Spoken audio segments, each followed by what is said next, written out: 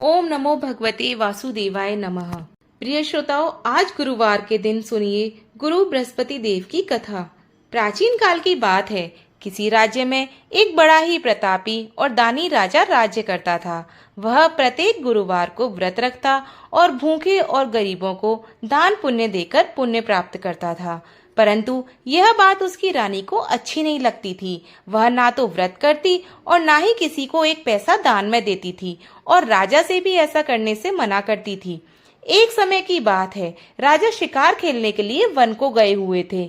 घर पर रानी और दासी थी। उसी समय गुरु बृहस्पति देव साधु का रूप धारण कर राजा के दरवाजे पर भिक्षा मांगने आए।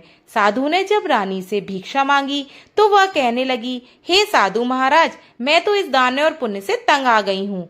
आप कोई ऐसा उपाय बताएं जिससे कि सारा धन नष्ट हो जाए और मैं आराम से रह सकूं।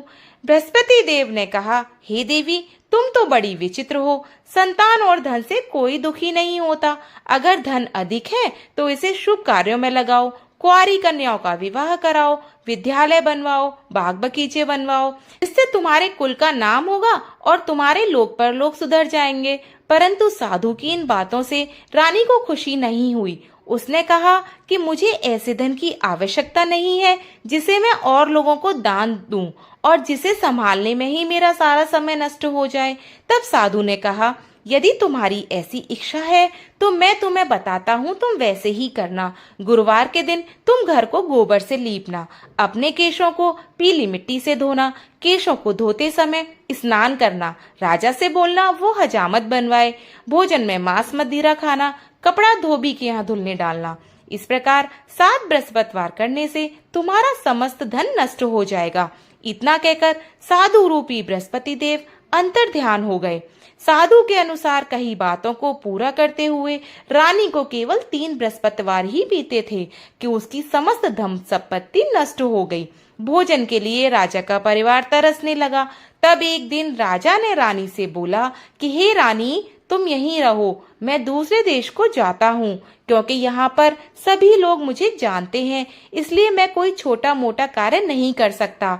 देश चोरी परदेश भीख बराबर होता है। इसलिए ऐसा कहकर राजा परदेश चला गया। वहां वह जंगल में लकड़ी काट कर लाता और शहर में बेचता। इस तरह वह अपने जीवन को व्यतीत करने लगा। इधर राजा के परदेश जाते ही रानी और दासी दुखी रहने लगी। एक बार जब रानी और दासी को 7 दिन तक बिना भोजन के रहना पड़ा तो रानी ने अपनी दासी से कहा, हे दासी, पास ही के नगर में मेरी बहन रहती है, वह बहुत धनवान है। तू उसके पास जा और कुछ ले आ, ताकि थोड़ी बहुत गुजर बसर हो जाएगी। दासी रानी की बहन के पास गई। उस दिन गुरुवार था और रानी की बहन उस समय बृहस्पतिवार की व्रत की कथा सुन रही थी। दासी ने रानी की बहन को अपनी रानी का संदेश दिया, लेकिन रानी की बड़ी बहन ने कोई उत्तर नहीं दिया। जब दासी को रानी की बहन से कोई उत्तर नहीं मिला तो वह बहुत दुखी हुई और उसे क्रोध भी आया। दासी ने वापस आकर रानी को सारी बात बताई। सुनकर रानी ने अपने भाग्य को कोसा। उधर रानी की बहन ने सोचा कि मेरी बहन की दासी आई थी, परंतु मैं उससे नहीं बोली, इससे वह बहुत दुखी हुई होगी। कथा सुनकर और पूजन समाप्त करके वह अपनी बहन के घर आई और कहने लगी, हे बहन, मैं बृहस्पतिवार का व्रत कर रही थी। तुम्हारी दासी मेरे घर आई थी, परंतु जब तक कथा होती है तब तक ना उठते हैं और ना ही बोलते हैं, इसलिए मैं नहीं बोली। कहो दासी, क्यों गई थी? रानी बोली, बहन, तुमसे क्या छिपाऊं, हमारे घर में खाने तक को अनाज नहीं था। ऐसा कहते कहते रानी की आंखें भर आईं। उसने दासी समेत पिछले 7 दिनों से भूखे रहने तक की बात अपनी बहन को विस्तार पूर्वक सुना दी। रानी की बहन बोली, देखो बहन, भगवान बृहस्पति देव सबकी मनोकामना पूर्ण करते हैं। देखो, शायद तुम्हारे घर में अनाज रखा हो। पहले तो रानी को विश्वास नहीं हुआ, पर बहन के आग्रह करने पर उसने अपनी दासी को अंदर भेजा तो उसे सचमुच अनाज से भरा हुआ एक घड़ा मिल गया। यह देखकर दासी को बड़ी हैरानी हुई। दासी रानी से कहने लगी, हे रानी, जब हमको भोजन नहीं मिलता तो हम व्रत ही तो करते हैं, इसलिए क्यों ना इनसे व्रत की कथा और विधि को पूछ लिया जाए ताकि हम भी वह व्रत कर सकें। तब रानी ने अपनी बहन से बृहस्पति व्रत के बारे में पूछा। उसकी बहन ने बताया, बृहस्पतिवार के व्रत में चने की दाल और मुनक्का से विष्णु भगवान का केली की जड़ में पूजन करें तथा दीपक जलाएं, व्रत कथा सुने और पीला भोजन करें। इससे बृहस्पति देव प्रसन्न होते हैं। व्रत और पूजन विधि बताकर रानी की बहन अपने घर लौट आई। 7 दिन बाद जब गुरुवार आया तो रानी और दासी ने व्रत रखा। घुड़साल में जाकर चना और गुड़ लेकर आ गईं। फिर उससे केले की जड़ तथा भगवान विष्णु का पूजन किया। अब पीला भोजन कहाँ से आए? इस बात को लेकर दोनों बहुत दुखी थीं, क्योंकि उन्होंने व्रत रखा था, इसलिए बृहस्पति देव उनसे प्रसन्न थे। इसलिए वे एक साधारण व्यक्ति का रूप धारण कर 2 थालों में सुंदर पीला भोजन लेकर दासी को दे गए। भोजन पाकर दासी बहुत प्रसन्न हुई और फिर रानी के साथ मिलकर भोजन ग्रहण किया। उसके बाद वे सभी गुरुवार को व्रत और पूजन करने लगी। बृहस्पति भगवान की कृपा से उनके पास फिर से धन संपत्ति आ गई, परंतु रानी फिर से पहले की तरह आलस्य करने लगी। तब दासी बोली, देखो रानी, तुम पहले भी इस प्रकार आलस्य करती थी। तुम्हें धन रखने में कष्ट होता था, इस कारण सभी धन नष्ट हो गया, और अब जब हमें भगवान से यह धन पुनः प्राप्त हुआ है तो तुम्हें फिर से आलस्य होता है। रानी को समझाते हुए दासी कहती है कि बड़ी मुसीबतों के बाद हमने इस धन को पाया है, इसलिए हमें दान पुण्य करना चाहिए, भूखे मनुष्यों को भोजन करवाना चाहिए और धन को शुभ कार्यों में खर्च करना चाहिए, जिससे तुम्हारे कुल का यश बढ़ेगा, स्वर्ग की प्राप्ति होगी और पितृ प्रसन्न होंगे। की बात मानकर रानी अपना धन शुभ कार्यों में खर्च करने लगी, जिससे पूरे नगर में उसका यश फैल गया। एक दिन रानी और दासी आपस में विचार करने लगी कि न जाने राजा किस दिशा में होंगे, उनकी कोई खोज खबर भी नहीं है। उन्होंने श्रद्धा पूर्वक बृहस्पति भगवान से प्रार्थना की कि राजा जहाँ कहीं भी हों शीघ्र वापस आ जाएं। उसी रात्रि को बृहस्पति देव ने राजा को स्वप्न में कहा कि हे राजा, उठ, तेरी रानी तुझको याद करती है, अपने देश को लौट जा। राजा प्रातःकाल उठा और जंगल से लकड़ी काटने के लिए जंगल की ओर चल पड़ा। जंगल से गुजरते वक्त राजा विचार करने लगा कि रानी की गलती से उसे कितने दुख भोगने पड़े। राजपाट छोड़कर जंगल में आकर रहना पड़ा। जंगल से लकड़ी काटकर शहर में बेचकर गुजारा करना पड़ रहा है और अपनी दशा को याद करके व्याकुल होने लगा। उसी समय राजा के पास बृहस्पति देव साधु के वेश में आकर बोले, हे लकड़हारे, तुम इस सुनसान जंगल में किस चिंता में बैठे हो, मुझको बतलाओ। यह सुन राजा के नेत्रों में जल भर आया। साधु की वंदना कर राजा ने अपनी संपूर्ण कहानी सुना दी। महात्मा बहुत दयालु होते हैं। वे राजा से बोले, हे राजा, तुम्हारी पत्नी ने बृहस्पति देव के प्रति अपराध किया था, जिसके कारण तुम्हारी यह दशा हुई है। अब तुम चिंता मत करो, भगवान तुम्हें पहले से भी अधिक धन देंगे। देखो, तुम्हारी पत्नी ने बृहस्पतिवार का व्रत शुरू कर दिया है। अब तुम भी बृहस्पतिवार के व्रत में चने की दाल, गुड़ और मुनक्का से विष्णु भगवान का केले की वृक्ष में पूजन करो और दीपक जलाओ और कथा को सुनो। उस दिन एक ही समय भोजन करना, लेकिन भोजन में पीले खाद्य पदार्थ का सेवन जरूर करना। भगवान तुम्हारी सब मनोकामनाओं को पूर्ण करेंगे। साधु की बात सुनकर राजा बोला, हे प्रभु, लकड़ी बेचकर तो इतना पैसा नहीं मिलता जिससे भोजन के उपरांत कुछ बचा सकूं। मैंने रात्रि में अपनी रानी को व्याकुल देखा है। मेरे पास कोई साधन नहीं जिससे उसका समाचार जान सकूं। फिर मैं कौन सी कहानी कहूं, यह भी मुझको नहीं पता। साधु ने कहा, हे राजा, मन में बृहस्पति भगवान के पूजन व्रत का निश्चय करो, वे स्वयं तुम्हारे लिए कोई राह बना देंगे। बृहस्पतिवार के दिन तुम रोजाना की तरह लकड़ियां लेकर शहर में जाना। तुम्हें रोज से दुगना धन प्राप्त होगा, जिससे तुम भली भांति भोजन कर लोगे और बृहस्पति देव की पूजा का सामान भी आ जाएगा। और बृहस्पतिवार की कहानी इस प्रकार है, सुनो। प्राचीन काल में एक बहुत ही निर्धन ब्राह्मण रहता था। उसके कोई संतान नहीं थी। वह नित्य पूजा पाठ करता। उसकी स्त्री न स्नान करती और न ही किसी देवता का पूजन करती थी। इस कारण ब्राह्मण देवता बहुत दुखी रहते थे। भगवान की कृपा से ब्राह्मण के यहाँ एक कन्या रूपी रत्न पैदा हुआ। कन्या बड़ी होने लगी। प्रातः स्नान करके भगवान विष्णु का जप करती, बृहस्पतिवार का व्रत भी करने लगी। पूजा पाठ समाप्त करके पाठशाला जाती और मुट्ठी में जौ भर के ले जाती और पाठशाला के मार्ग में डालती हुई जाती। लौटते समय वही जौ स्वर्ण के हो जाते तो उनको बीनकर घर ले आती। एक दिन वह बालिका सूप में इन सोने के जौ को फटक कर साफ कर रही थी। तभी उसकी माँ ने देख लिया और कहा कि हे बेटी, सोने के जौ को फटकने के लिए सोने का सूप भी तो होना चाहिए। दूसरे दिन गुरुवार था। कन्या ने व्रत रखा और बृहस्पति देव से सोने का सूप देने की प्रार्थना की। बृहस्पति देव ने उसकी प्रार्थना स्वीकार कर ली। रोजाना की तरह वह कन्या जौ फैलाती हुई पाठशाला चली गई। पाठशाला से लौटते समय जौ बीन रही थी तो बृहस्पति देव की कृपा से उसे सोने का सूप मिल गया। उसे वह घर ले आई और जौ साफ करने लगी, परंतु उसकी माँ का वही ढंग रहा। एक दिन की बात है, कन्या सोने के सूप में जौ साफ कर रही थी। उस समय उस नगर का राजकुमार वहां से निकला। कन्या के रूप और कार्य को देखकर वह उस पर मोहित हो गया। राजमहल आकर वह भोजन जल त्याग कर उदास होकर लेट गया। जब राजा को यह समाचार प्राप्त हुआ कि राजकुमार ने अन्न जल त्याग दिया है तो अपने मंत्रियों के साथ वह अपने पुत्र के पास गया और कारण पूछा। राजकुमार ने राजा को उस लड़की के घर का पता भी बता दिया। मंत्री उसी समय लड़की के घर गए। मंत्री ने ब्राह्मण से समक्ष राजा की ओर से निवेदन किया। कुछ ही दिन बाद ब्राह्मण की कन्या का विवाह राजकुमार के साथ संपन्न हो गया। कन्या के घर से जाते ही ब्राह्मण के घर में पहले की भांति गरीबी का निवास हो गया। एक दिन दुखी होकर ब्राह्मण अपनी पुत्री से मिलने गए। बेटी ने पिता की अवस्था को देखा और अपनी माँ का हाल पूछा। ब्राह्मण ने सभी हाल कह सुना दिया। कन्या ने बहुत सा धन देकर अपने पिता को विदा कर दिया, लेकिन कुछ दिन बाद फिर वही हाल हो गया। ब्राह्मण फिर अपनी कन्या के यहाँ गया और सभी हालात कहे तो पुत्री बोली, हे पिताजी, आप माता जी को यहाँ ले लाओ, मैं उन्हें व्रत की विधि बता दूंगी जिससे गरीबी दूर हो जाएगी।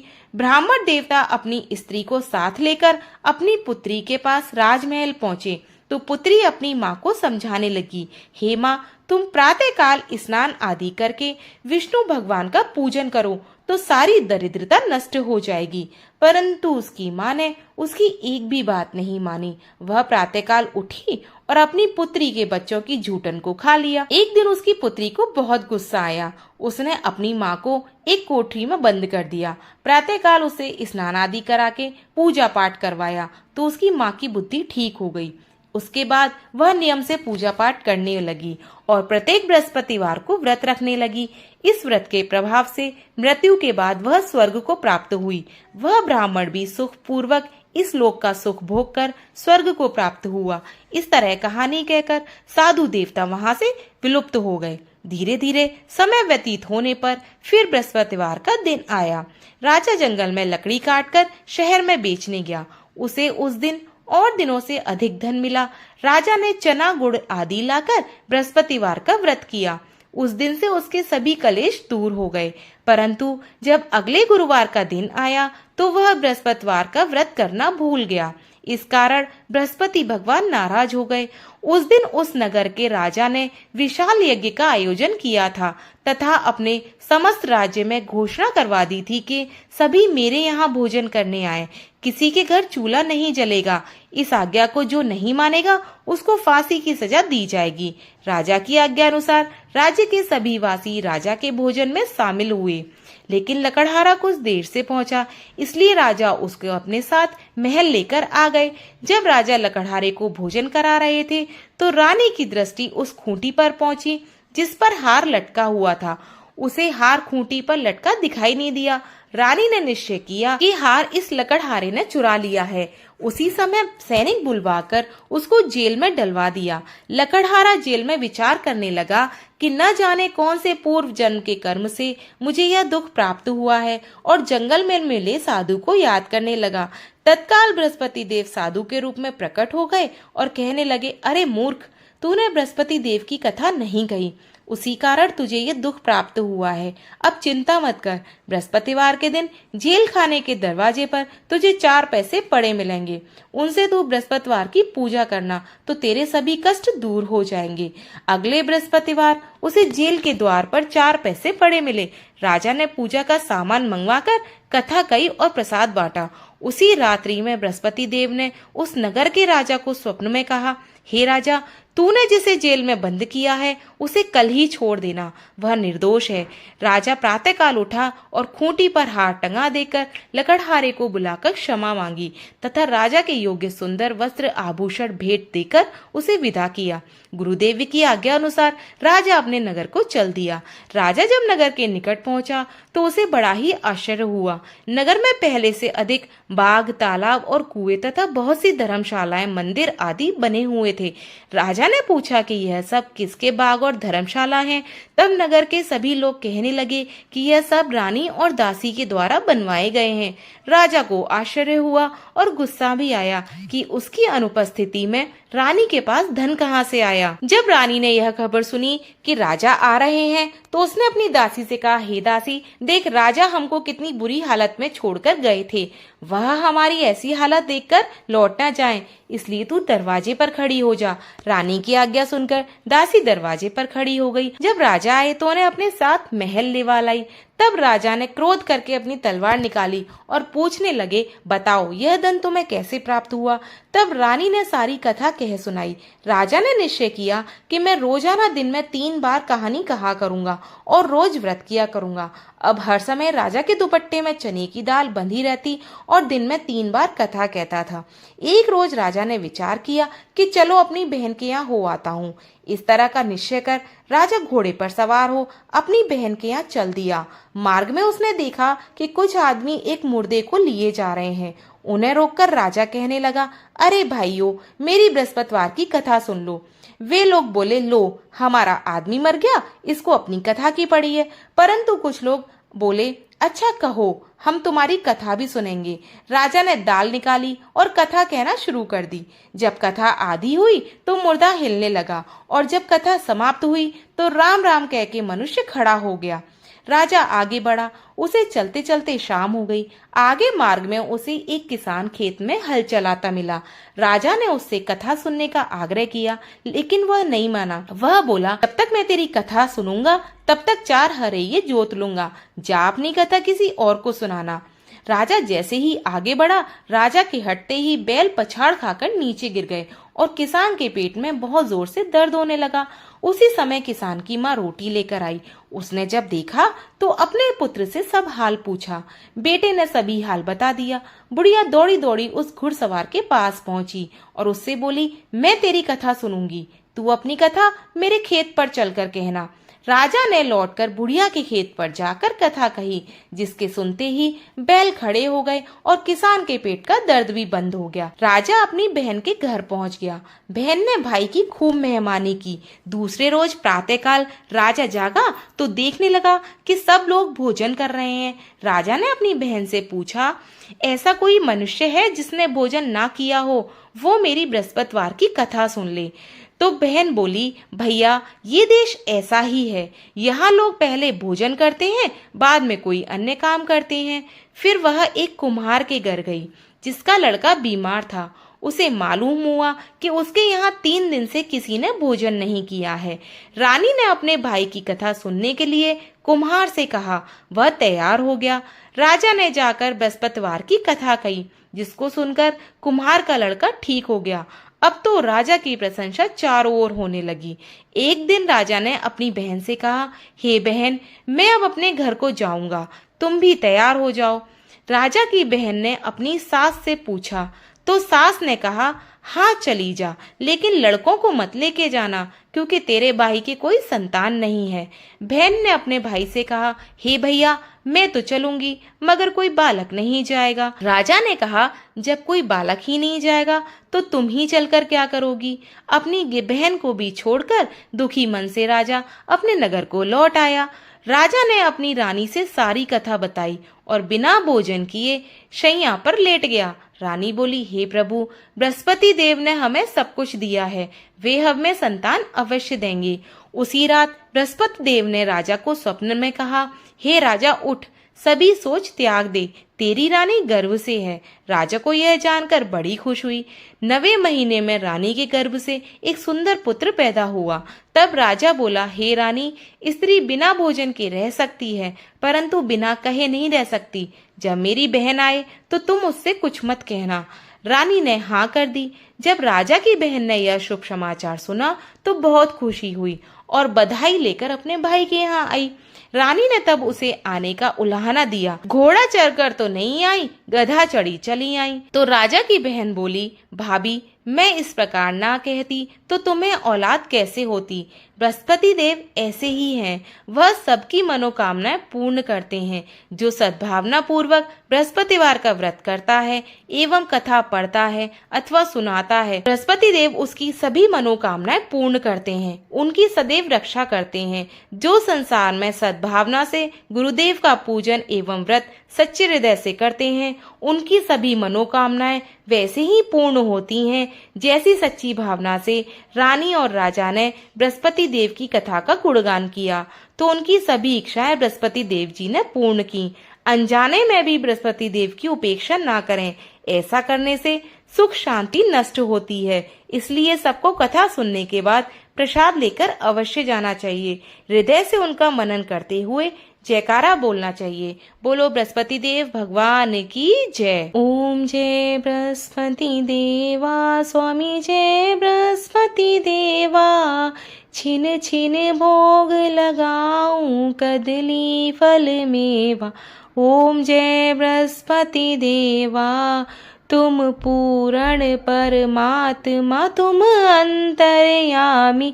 स्वामी तुम अंतर्यामी, जगत पिता जगदीश्वर, तुम सबके स्वामी। ओम जय बृहस्पति देवा, चरणामृत निज निर्मल, सब पातक हरता। स्वामी सब पातक हरता, सकल मनोरथ दायक, कृपा करो भरता। ओम जय बृहस्पति देवा, तन मन धन अर्पण कर, जो जन शरण पड़े। स्वामी जो जन शरण पड़े, प्रभु प्रकट तब होकर आकर द्वार खड़े। ओम जय बृहस्पति देवा, दीन दयाल दयानिधि, भक्तन हितकारी। स्वामी भक्तन हितकारी, पाप दोष सब हरता, भव बंधन हारी। ओम जय बृहस्पति देवा, सकल मनोरथ दायक, सब संशय टारो। प्रभु सब संशय टारो, विषय विकार मिटाओ, संतन सुखकारी। ओम जय बृहस्पति देवा, जो कोई आरती तेरी प्रेम सहित गावे। स्वामी प्रेम सहित गावे, ज्येष्ठानंद आनंद कर, सो निश्चय पावे। ओम जय बृहस्पति देवा। बोलो बृहस्पति देव भगवान की जय। बोलो विष्णुदेव भगवान की जय।